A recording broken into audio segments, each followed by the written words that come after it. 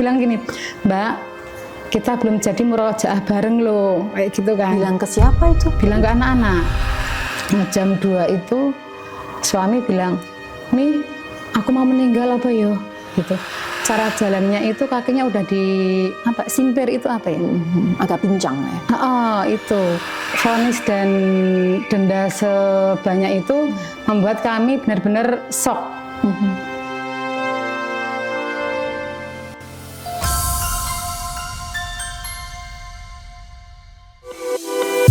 Dapatkan novel eksklusif bertanda tangan karya Hanum Rais dan Rangga Almahendra. Klik link di deskripsi.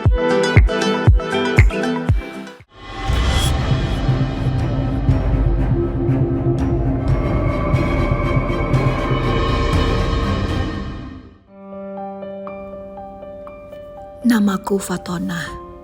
Mimpi apa aku tiba-tiba saat aku dan suamiku makan di sebuah warung bakso, suamiku Dwi ditangkap dan dituduh teroris. Tidak ada pengadilan yang transparan yang bisa aku akses, yang adil, yang membuka semua. Seluruh aparat berlindung di balik pandemi. Ya Allah, pekerjaan suamiku hanya sebagai staf kecil-kecilan di sebuah lembaga dakwah yang dia pikirkan siang dan malam hanya bekerja untuk memenuhi kebutuhan kedua anaknya yang masih kecil sambil berjualan bakmi di sore hari. Kurang dari 2 hari setelah 3,5 tahun dibui tanpa kepastian kejahatannya, suamiku Dwi diserahkan kembali ke rumah dan seakan hanya ingin ia meninggal di pangkuanku bukan di penjara. Terbersit dalam hatiku, iakah sampai segininya harus membutuhkan martir? Kami ini orang-orang kecil yang taat beragama. Demi terus-menerus menggaungkan bahaya terorisme, narasi-narasi yang sama yang aku tahu itu akan menggelontorkan dan menghasilkan begitu banyak dana. Dalam sujudku setiap malam, aku hanya bisa berdoa, Ya Allah, jika aku dizalimi, akan kutagih balasannya di yaumil akhir nanti.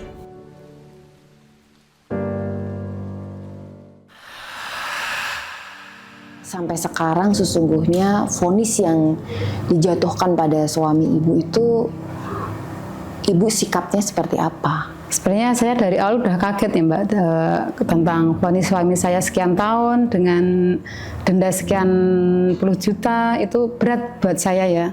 Apalagi saya orang nggak punya gitu ya. Jadi vonis dan denda sebanyak itu membuat kami benar-benar shock. Dalam kapasitas atau tuduhan sebagai anggota sebuah kelompok organisasi yang terlarang gitu, dalam hal ini dianggap bagian dari jaringan teroris, itu ibu seperti apa sikapnya? Karena selama ini suami saya itu nggak ada yang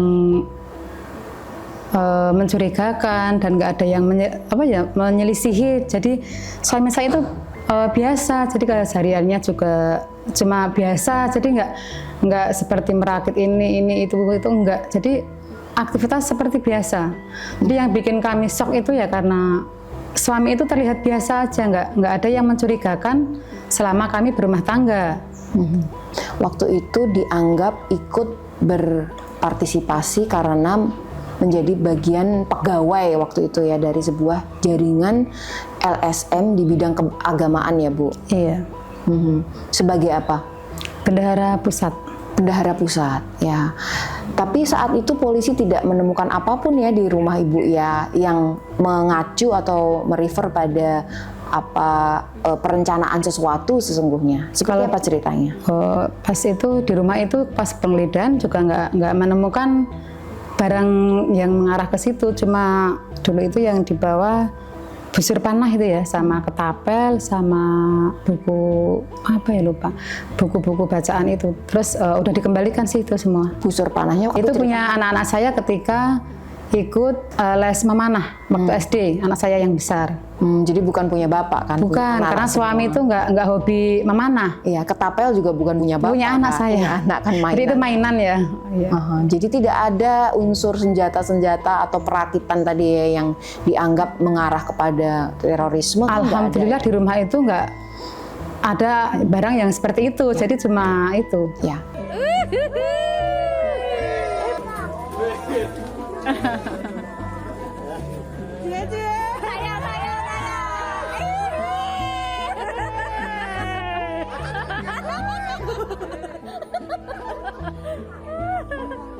Giliranmu ya akhirnya.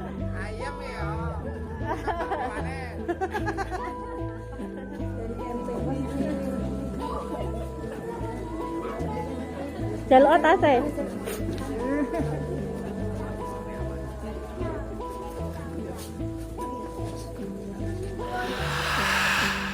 Bapak meninggal 2 hari setelah keluar dari lapas, dari penjara, setelah 3,5 tahun menjalani hukuman, dan 2 hari kemudian meninggal ya. Waktu itu boleh diceritakan Bu, kekhawatiran atau hal apa yang tiba-tiba merasuk dalam pikiran Ibu? Setelah kami dapat berita kebahagiaan bahwa suami itu pulang tanggal 31 Oktober gitu ya. 2020. 2024 kemarin. Kami dan anak-anak itu merasa bahagia banget ya. Dalam artian mungkin kita dikasih uang 1 miliar aja sama suami pulang itu bahagianya itu beda ya. Jadi ketika suami udah pulang, kami mengundang tetangga dan teman-teman itu, qadarullah banyak yang datang. Jadi karena dulu ada yang tanya, Bu ada penolakan dari warga apa enggak kalau Bapak pulang? Loh, kayaknya enggak sih. Terus saya punya inisiatif, karena nanti penyerahan suami itu resmi ya, jadi ada dari kelurahan itu lengkap, dari kepolisian juga lengkap. Saya mengundang bapak-bapak satu RT sama teman-teman. Qadarullah yang datang itu lebih banyak. Jadi di luar dugaan saya ya, ternyata yang ikut menyambut kebahagiaan itu bukan cuma saya dan anak-anak dan keluarga. Ternyata banyak orang yang menyambut kepulangan suami saya. Banyak orang yang sayang juga berarti Insya Allah. Pak Dwi ya. Waktu itu keadaannya seperti apa Bu? Ketika pulang itu, karena 2 hari kemudian beliau dipanggil Allah gitu. Itu pas ketika datang itu yang menjadi tanda tanya buat saya itu cara jalannya itu kakinya udah di simpir itu apa ya? Agak pincang ya. Itu. Tapi kan saya nggak ngeh kalau dia itu kenapa sakit atau apa, karena selama ini suami itu nggak pernah cerita. Misal saya di sana itu sakit ini, saya itu nggak pernah cerita. Jadi yang diceritakan itu, aku yang ini sehat, aku seneng, aku bahagia. Tapi alhamdulillahnya itu setelah nyantri selama 3,5 tahun itu, justru dia itu lebih hafalannya, ya punya hafalan daripada dulu yang nggak punya hafalan sama sekali. Alhamdulillahnya seperti itu.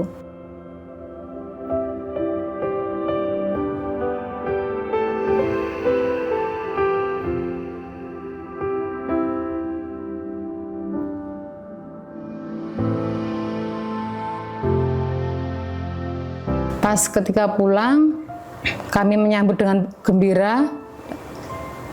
Setelah hari malam Jumat, malam Sabtu pagi itu dia itu ngeluh sakit, jadi badannya itu lumpuh, seluruh tubuh itu untuk menggerakkan tangan itu nggak mampu ya. Terus malamnya itu cuma obrolan ringan, Masya Allah, bilang gini, Mbak, kita belum jadi murojaah bareng loh, kayak gitu kan. Bilang ke siapa itu? Bilang ke anak-anak pas di itu malamnya itu. Bilang ke anak yang nomor 1. Itu malam sebelum meninggal berarti? Iya, karena kan selama ini hanya bisa kadang lewat telepon kan. Kalau anak liburan dari pondok itu kan komunikasinya lewat telepon. Jadi masih bisa komunikasi lewat telepon. Jadi ya nanti yang dia bahas ya cuma, Mbak kapan kita hafalan bareng, murojaah bareng, ya itu. Ya. Ibu kalau boleh tahu Bu, perasaan Ibu 2 hari yang terbaik menurut saya yaitu sebelum akhirnya ditinggal suami itu, apa saja yang Ibu lakukan selama 2 hari itu dengan Bapak dan anak-anak bareng-bareng? Quality time, jadi kita di rumah itu nggak kemana-mana, cuma di rumah ngobrol berempat kayak gitu. Jadi Tapi memanfaatkan Bapak udah nggak waktu. jalan, nggak bisa jalan. Udah nggak bisa jalan. Jadi badannya itu lumpuh. Tapi untuk bicara dia itu masih lancar. Jadi cuma nggak bisa menggerakkan badan itu. Ya. Saya Ibu bawa bertanya nggak ke petugas atau mungkin sudah masih berkomunikasi dengan orang-orang di polisian atau aparat saat itu? Kenapa suami saya seperti ini ya pulang dari kantor polisi atau dari penjara? katanya pas bulan Agustus itu sakit diare. Kayak gitu. Jadi taunya cuma diare dan asam urat. Nggak tahu kalau Ya. Oke. lumpuh seperti ini pas sampai rumah itu.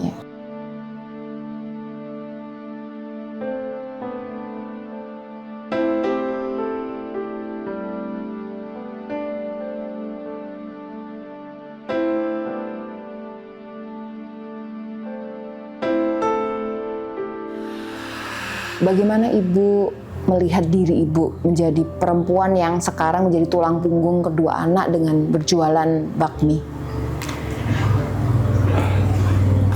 Saya sih anak-anak itu kebahagiaannya jangan sampai kurang ketika suami saya sudah meninggal, ayahnya sudah meninggal, itu jangan sampai mereka itu saya anak yatim, saya begini gitu kan. Memang pernah berpikir begitu? Ini anak-anak sempat bilang, "Mi, sekarang aku anak yatim beneran," kayak gitu kan. Karena yang selama ditinggal suami nyantri itu kan merasa nggak bisa bareng sama ayahnya kan selama 3,5 tahun itu. Jadi ya bisa dikatakan mungkin anak-anak anak yatim itu seperti ini gitu kan. Terus kebetulan qadarulahnya ayahnya meninggal itu, anak-anak setelah meninggal itu anak-anak bilang gini, "Mi, saiki aku jadi anak yatim tenanan," kayak gitu kan. "Sekarang aku jadi anak yatim beneran," kayak gitu. Tapi alhamdulillahnya itu waktu 2 hari yang Allah kasih kepada kami bahwa pertemuan itu sangat indah ya Mbak. Jadi pas ketika di rumah sakit itu dinyatakan, "Oh ini Bapak harus opnam." Oh ya, udah opnam. Jam 11 ada teman yang jenguk ke rumah sakit, masih ngobrol biasa. Jadi jam 12 masih sholat, tapi kan karena nggak bisa gerak, sholatnya itu dengan duduk.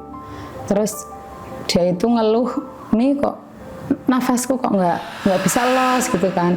Dia minta tidurnya miring, udah saya miringin. Terus, "Mi, kok ini masih nggak bisa los ya?" Udah minta duduk, tapi minta posisi yang biar napasnya itu bisa lega, bisa los gitu kan. Tapi tetap aja nafasnya itu nggak bisa los gitu, padahal udah pakai oksigen. Nah, jam 2 itu suami bilang, "Mi, aku mau meninggal apa yo?" gitu. Istighfar nggak boleh seperti itu. Tapi di akhir-akhir beliau itu menghafal terus, tapi kan saya itu penasaran dia itu menghafal apa. Saya dengerin itu karena udah oksigennya udah 100 berapa itu udah tinggi, itu nggak kedengeran. Terus di akhir mau nggak ada itu cuma Allah itu 3 kali itu kan kita itu nggak punya firasat bahwa suami itu mau meninggal gitu ya, karena nafasnya itu biasa kayak mau tidur itu loh Mbak. Itu di bangsal atau di ICU? Di bangsal, masih di bangsal. Apa yang membuat Ibu dan keluarga sekarang ini menjalani dengan tegar kehidupan? Karena hidup harus terus berjalan, dan ternyata hidup itu jangan dibayangkan tapi dijalani, meskipun itu berat ya buat kami itu, karena harus tengah malam masih di tengah jalan jam 12 itu kan. Ngapain Bu? Kan pulang dari warung ke rumah 15 menit. Jadi Ibu jualan sampai tengah malam? Iya, jam 12. Lalu bagaimana Ibu menghidupi kedua anak ya dengan berjualan bakmi itu, seperti apa kesusahan yang dialami? Kalau pas jamnya pulang itu hujan deras banget, itu kadang terasa, ya Allah Mas, aku berjuang sendirian gitu ya. Itu baru terasa.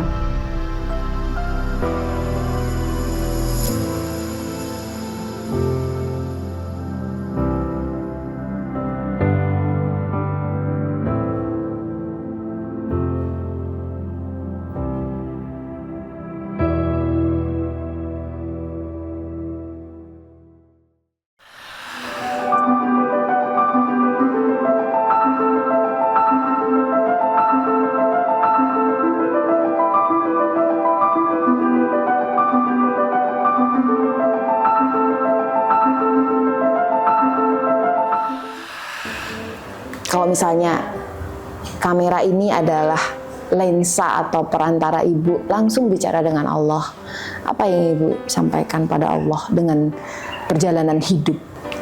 Kadang ya Allah, ujian kenapa ujian saya itu seperti ini. Terus buat saya dan keluarga saya, kenapa Allah memilih saya, itu ada apa gitu kan. Karena kami udah dibikin bahagia dengan kepulangan suami, tiba-tiba Allah ngasih ujian lagi. Dengan Allah menjemput suami saya, tapi alhamdulillahnya masih di pelukan kami, Mbak. Jadi kami masih bisa memandikan suami, masih bisa mengkafani, dan masih bisa menyolatkan untuk terakhir kami memegang jasad suami ya. Jadi kalau untuk minta berdoa sama Allah, ya Allah, berilah kami rezeki yang halal meskipun sedikit tapi berkah dan barokah. Jangan sampai rezeki yang banyak tapi tidak berkah.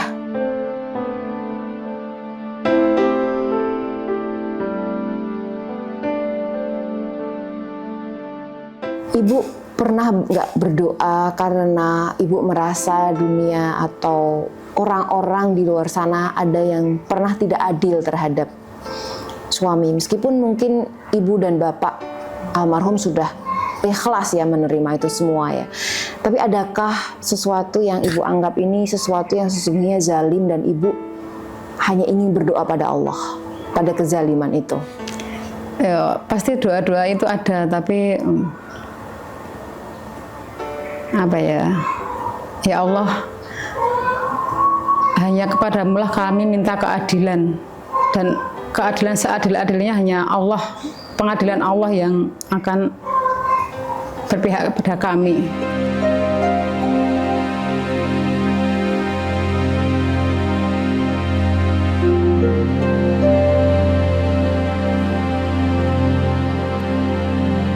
Pesan kehidupan apa yang ditinggalkan oleh suami terakhir kali kepada ibu dan keluarga?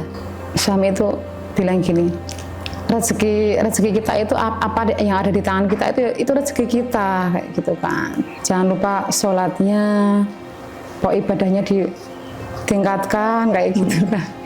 Apa kenangan terindah dari suami dan momen-momen kekeluargaan apa yang ibu sering teringat tiba-tiba saat sedang mau tidur atau kalau kita mudik ke Wonosari itu kan jalan yang kita lalui itu sama seperti jalan yang waktu suami masih ada itu kan.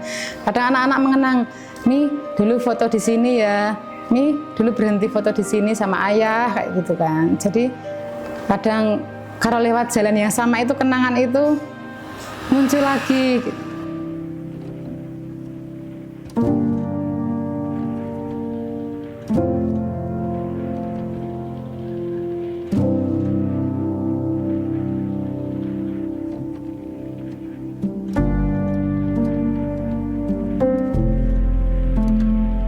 Ya, anak-anak udah pulang dari pondok lo, udah liburan. Pengen denger ceritanya enggak? Bentar lagi lebaran lo. Tunggu kami di surga ya. Ketika kami belum kelihatan di surga, tolong cari kami ya.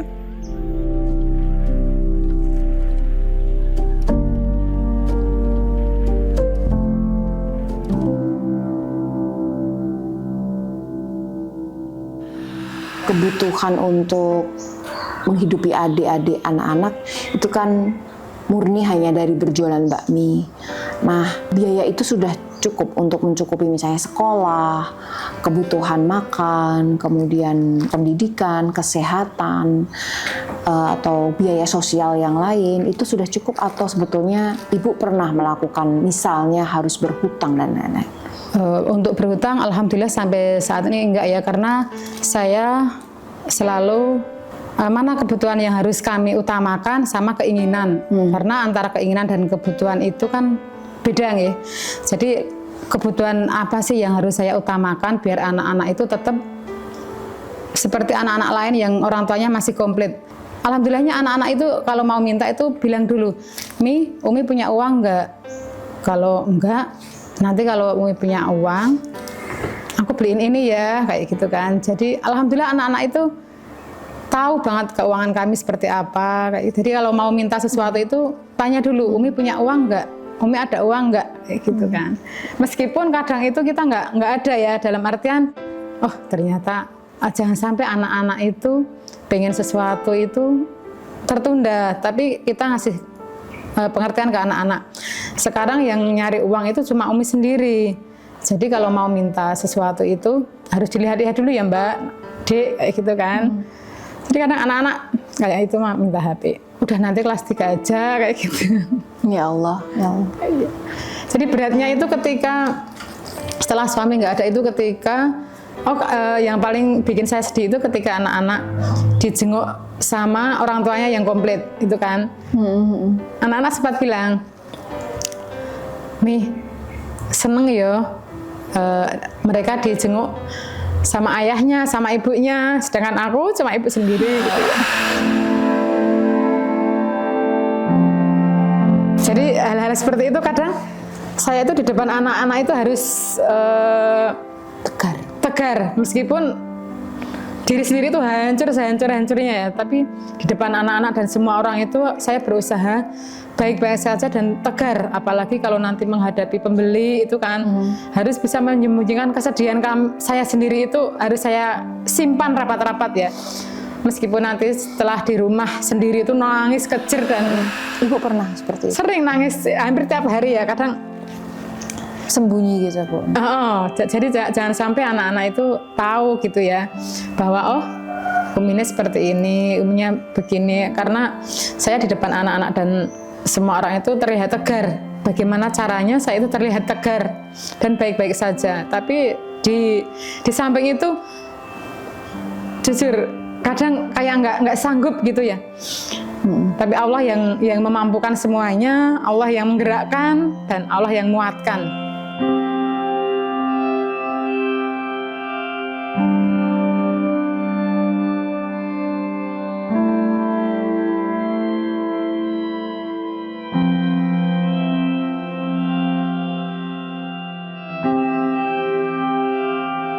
Kalaupun sudah tidak ada pundak orang untuk bersandar, masih ada sajadah untuk bersujud lah, kira-kira seperti itu ya Bu? Insya Allah.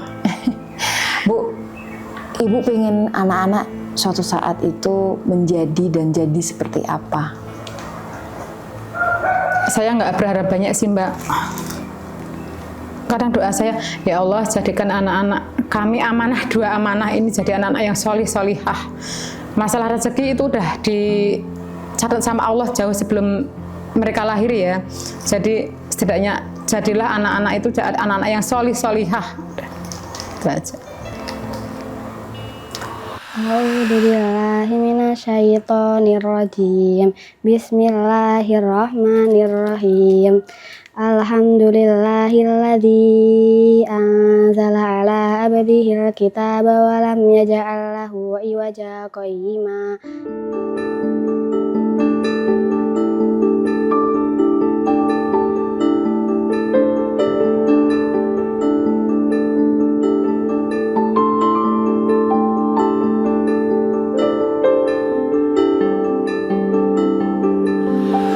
Cita-cita pasti misalnya pengen anaknya nanti jadi ustadz atau ustadzah atau apa, nggak ada? Kalau anak cowok itu pinginnya jadi pengusaha sukses biar bisa membantu semua orang dan menghidupi Uminya.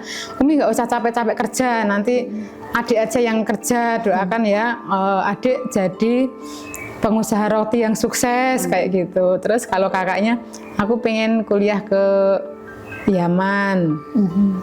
Nanti aku pengen jadi blogger, pengen jadi apa?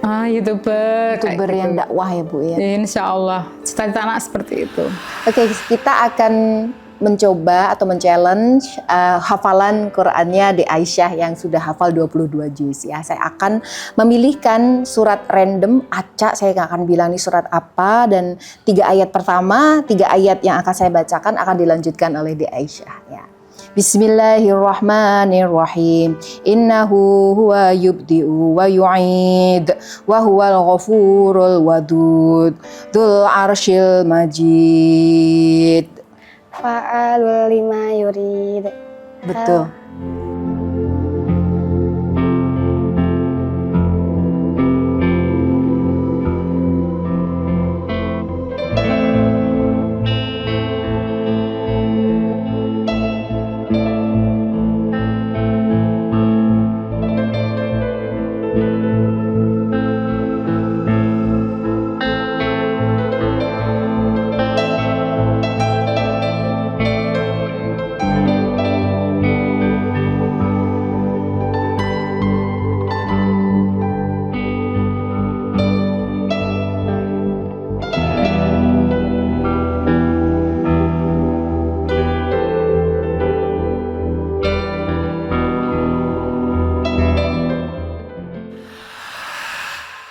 Kalau dulu pas ada suami itu, suami yang belanja ke pasar, saya yang masak di rumah, bikin ngerebus ayamnya sama ini nasi. Terus kita kadang kan saya nggak boleh ke warung itu ya, di rumah aja lah, tugas istri di rumah. Terus suami ke warung jualan, yang jualan suami itu kadang momen-momen ke warung bersama dibonceng kayak gitu kan, kadang pengen juga ya. Terus setelah suami nyantri itu, yang kadang saya merasa kasihan ke anak-anak itu, ketika anak ikut ke warung terus kadang jam 9 baru tidur, terus pulang jam 12 itu kan baru lelap-lelapnya tidur ya. Itu saya bonceng kadang tangan satu megang stang, ya satu kan ngontrol anak, jangan sampai anak itu jatuh gitu ya. Itu momen-momen yang nggak bisa terlupakan buat saya. Jadi perjuangan itu seperti ini gitu ya. Allah itu indah banget ngasih ujian ke kami itu ya, Masya Allah. Kadang ya, momen-momen seperti itu, anak baru lelap-lelapnya tidur, terus pagi harus sekolah. Kadang kalau sekolah itu di jalan itu, anak saya yang kecil itu sampai tidur di jalan itu. Karena kan kalau saya tinggal di rumah sendiri juga, saya juga nggak tenang gitu ya. Terus udahlah dibawa aja ke warung, yang penting nanti di warung itu masih bisa belajar. Jadi momen kalau mau pulang dari warung itu, ya Allah kasihan ya, harusnya tertidur lelap, harus saya bangunkan, saya bonceng di belakang itu hal-hal yang berat buat saya itu seperti itu. Pernah punya cita-cita haji atau umrah nggak Bu sama suami? Terus sekarang nggak mungkin Dulu itu suami itu udah ada niat dan mendaftarkan itu kan, baru mendaftar. Daftar apa Bu? Daftar haji dulu itu. Qadarullahnya ada satu hal yang jadi nggak jadi daftar lagi. Pada setiap peristiwa atau musibah apapun, Ibu selalu melihatnya positif, Ibu ikhlas menerima, Ibu husnudzan pada Allah. Itu apa sih resepnya gitu? Dan ini bisa menjadi inspirasi buat orang-orang di luar sana juga yang mungkin mengalami hal yang sama, atau musibah atau peristiwa nggak sama, tapi mereka pun juga mengalami perasaan yang berat menghadapi peristiwa atau kehidupan itu. Buat teman-teman dan semua ibu-ibu yang di luar sana, kadang di titik terendah itu kadang pengen nyerah, tapi ada Allah yang menguatkan kita. Jadi jangan sampai kita itu menyerah dan merasa bahwa Allah itu nggak adil buat kita. Setiap takdir Allah itu indah buat kita, karena kita mungkin orang-orang pilihan yang dipilih Allah mendapat ujian seperti ini.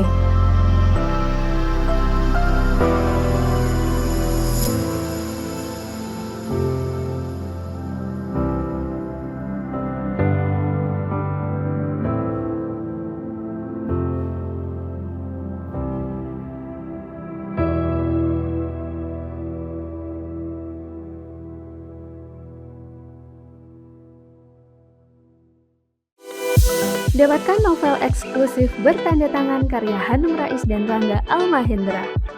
Klik link di deskripsi.